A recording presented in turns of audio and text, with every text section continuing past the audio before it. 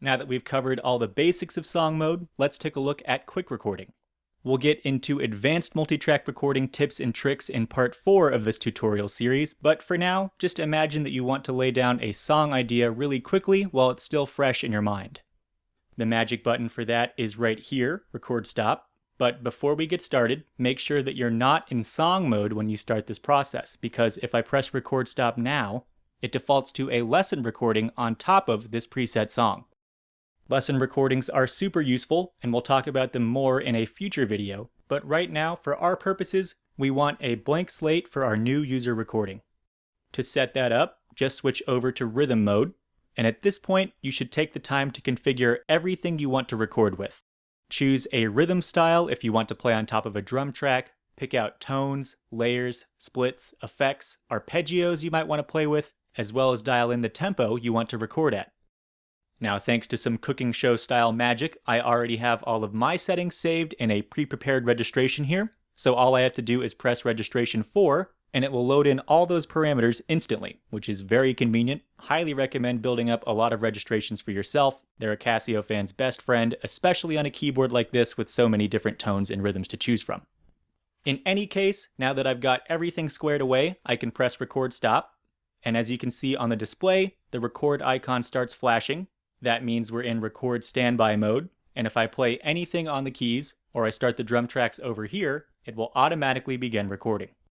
For me, I'm going to kick things off with an arpeggiated synth bass sound as the foundation of this real simple synthwave jam. So let's get to it.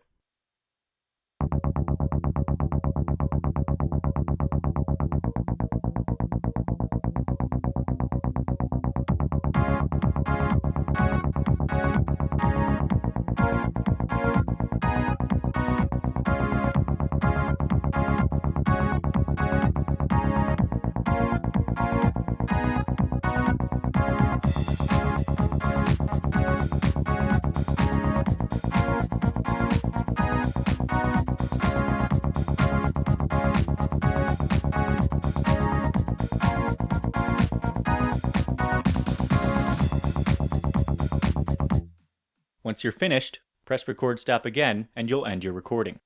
You'll be taken to the song list with your new user recording selected. You can now listen back to it and decide if you like what you have or if you want to go back and try for a second take. So if you do want to try for a second take, choose your recording in the songs list, and as you can see here in the bottom right, the track 1 icon is now lit up, which means that we already have something recorded to that track.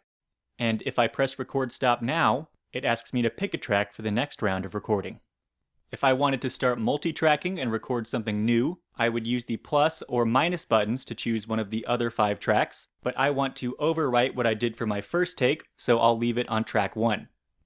Because we're in record standby, all I have to do to begin my new recording is play something on the keys, or start the drum track, or manually begin recording using the record stop button.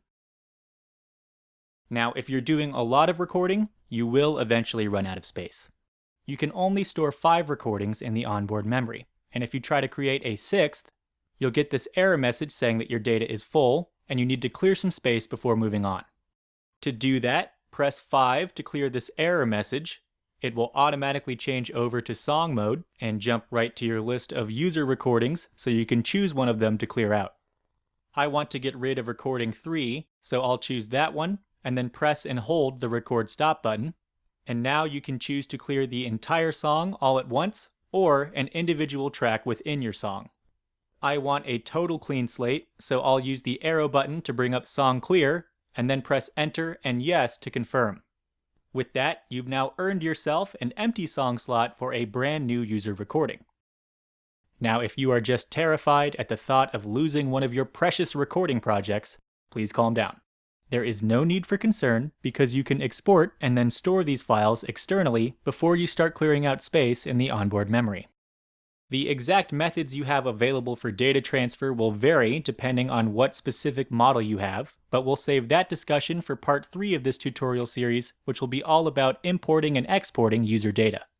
In the meantime, we've now covered all of the introductory aspects of song mode, so I reckon we can go ahead and wrap up part 1. Remember to like and subscribe to Casio Music Gear for more tutorial content, and as always, feel free to ask any questions you might have in the comments down below. This has been Chandler Holloway for Casio. Thanks for watching.